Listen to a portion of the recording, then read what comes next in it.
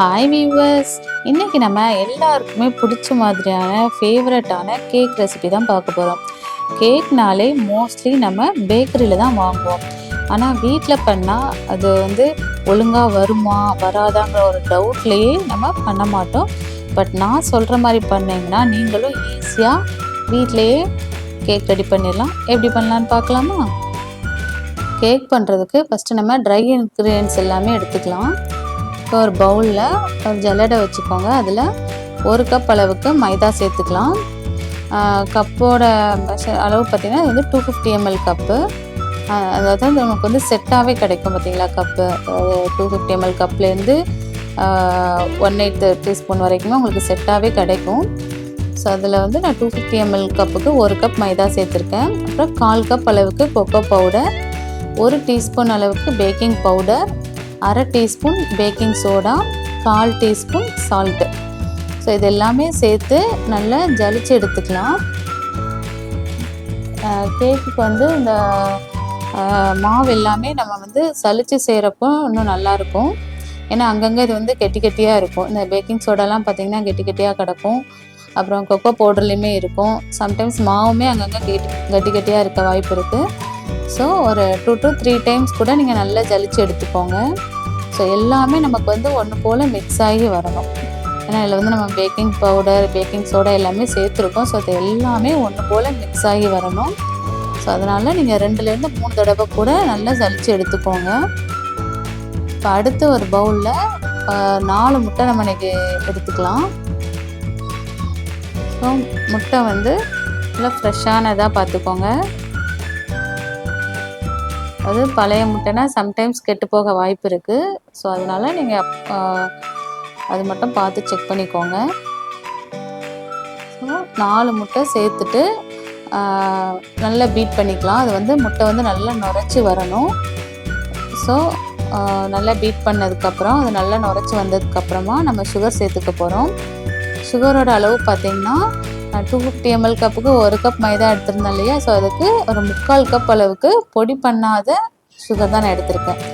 Suppose நீங்கள் பொடி பண்ணி எடுத்திங்கன்னா, சுகர் பவுடராக எடுத்திங்கன்னா 250 ml கப்புக்கு 1 கப் எடுத்துக்கோங்க.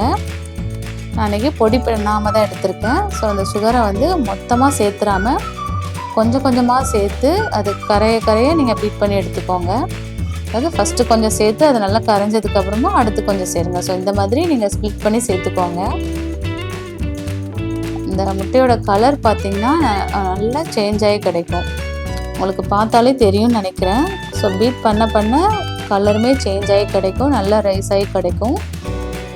இந்த சுகர் நல்லா கரையணும். சப்போஸ் சுகர் கரையாட்டி உங்களுக்கு கேக் கொஞ்சம் ஸ்டிக்கியாக இருந்த மாதிரி இருக்கும். அதாவது மேலே ஒட்டுற மாதிரி இருக்கும். ஸோ அதனால் நல்லா கரையிற அளவுக்கு ஒரு 5 to 8 மினிட்ஸ் கிட்ட நல்லா பீட் பண்ணி எடுத்துக்கோங்க.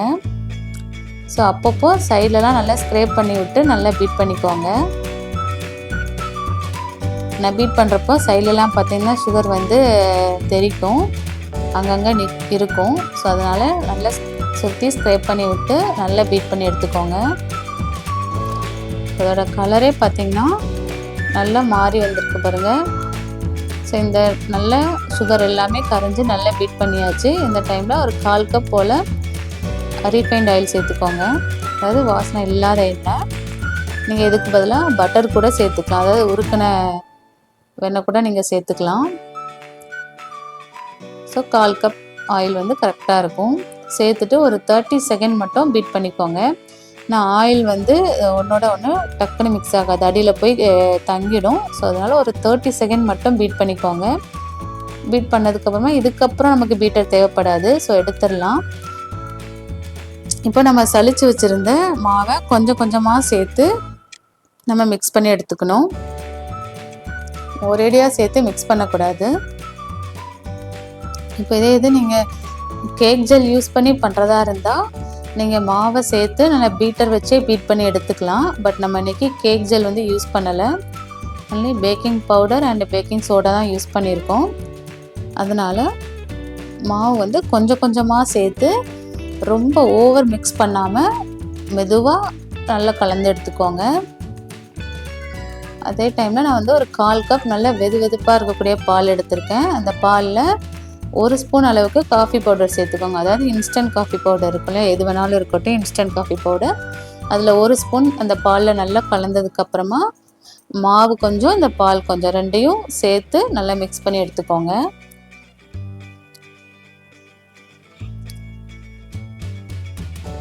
ஒரு 3 to 4 டைம்ஸ் கூட நீங்கள் ஸ்ப்ளிட் பண்ணி சேர்த்துக்கலாம்.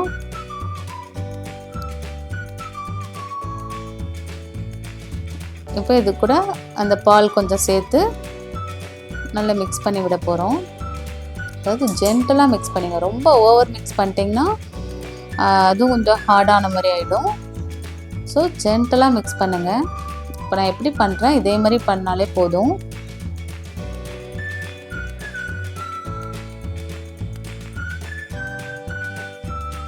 ஸோ நான் வந்து ஒரு 3 டைம்ஸாக நான் வந்து ஸ்ப்ளிட் பண்ணி சேர்த்துருக்கேன். மாவு இந்த பால் இந்த மாதிரி மாற்றி மாற்றி நீங்கள் சேர்த்துக்கோங்க. இப்போ சப்போஸ் நீங்கள் பால் சேர்க்காட்டி பாலுக்கு பதிலாக அதே 1/4 கப் வந்து வெது வெதுப்பான தண்ணியில் காஃபி பவுடர் சேர்த்துட்டு அதை கூட நீங்கள் சேர்த்துக்கலாம். பட் இந்த பால் சேர்த்து செய்கிறப்போ இன்னுமே உங்களுக்கு நல்லாயிருக்கும் டேஸ்ட்டும். கேக் பார்த்திங்கன்னா நல்லா சாஃப்டாக நல்லா மாய்ஸ்டாக இருக்கும் உங்களுக்கு. ஸோ பேக்கரியில் வாங்குற மாதிரியே இருக்கும். ஸோ நீங்களும் வீட்டில் ரொம்ப ஈஸியாக பண்ணிடலாம்.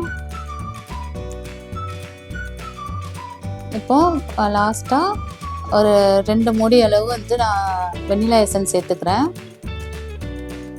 அதாவது 2 ஸ்பூன் சேர்த்தா கரெக்டாக இருக்கும். நீங்கள் வந்து சாக்லேட் எசன்ஸ் இருந்துச்சுன்னா அது 1 spoon chocolate essence 1 spoon vanilla essence அப்படி கூட சேர்த்துக்கலாம்.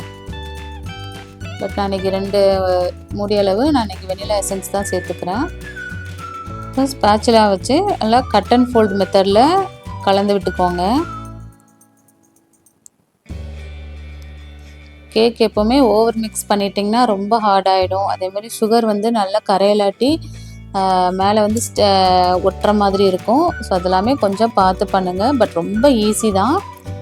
நான் ஆல்ரெடி ட்ரேயில் வந்து பட்டர் பேப்பர்லாம் போட்டு வச்சுருக்கேன். ஸோ இப்போ அதில் வந்து நம்ம ரெடி பண்ணி வச்சுருக்கேன் பேட்டர் அதில் சேர்த்து 180 டிகிரி செல்சியஸில் ப்ரீஹீட் பண்ண அவனில் ஒரு 40 to 15 மினிட்ஸ் வச்சு நான் இன்றைக்கி எடுத்துக்கிறேன்.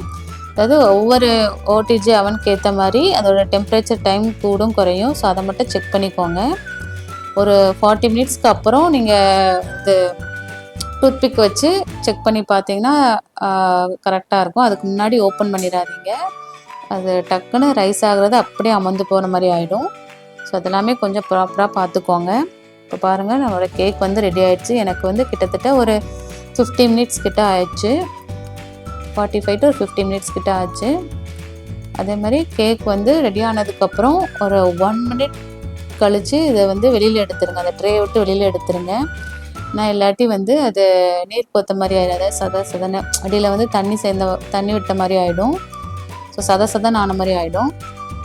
ஸோ அதனால் ஒரு 1 மினிட் கழித்து அந்த ட்ரேயில் இருந்து கேக்கை வெளியில் எடுத்து இந்த மாதிரி ஒரு ஒயர் ரேக்கில் வச்சு நல்லா கூல் டவுன் பண்ண வச்சுருங்க. அவ்வளோதான், நம்மளுடைய கேக் ரொம்பவே சூப்பராக ரெடி ஆயிடுச்சு. நல்ல சாஃப்டாக நல்ல மாய்ஸ்டாக பார்க்கவே நல்லாயிருக்கு. நல்ல பேக்கரியில் வாங்குற மாதிரியே இருக்கும். ஸோ கண்டிப்பாக ஒரு தடவை நீங்களும் வீட்டில் செஞ்சு பாருங்கள். ரொம்ப ஈஸியான ரெசிபி தான். நான் கொடுத்துருக்க மெஷர்மெண்ட்டை அப்படியே ஃபாலோ பண்ணிங்கன்னா ரொம்ப சூப்பராக வரும். கண்டிப்பாக ட்ரை பண்ணி பார்த்துட்டு உங்களோட ஃபீட்பேக்கை மறக்காமல் கமெண்டில் ஷேர் பண்ணுங்கள். இப்போ பாருங்கள் எவ்வளோ அமர்த்தினாலும் அது பழைய நிலைமைக்கு வரும். ஸோ அந்தளவு இந்த கேக் வந்து சாஃப்டாக இருக்கும். கண்டிப்பாக ட்ரை பண்ணிவிட்டு ஃபீட்பேக்கை மறக்காமல் கமெண்டில் ஷேர் பண்ணுங்கள். தேங்க்ஸ் ஃபார் வாட்சிங்.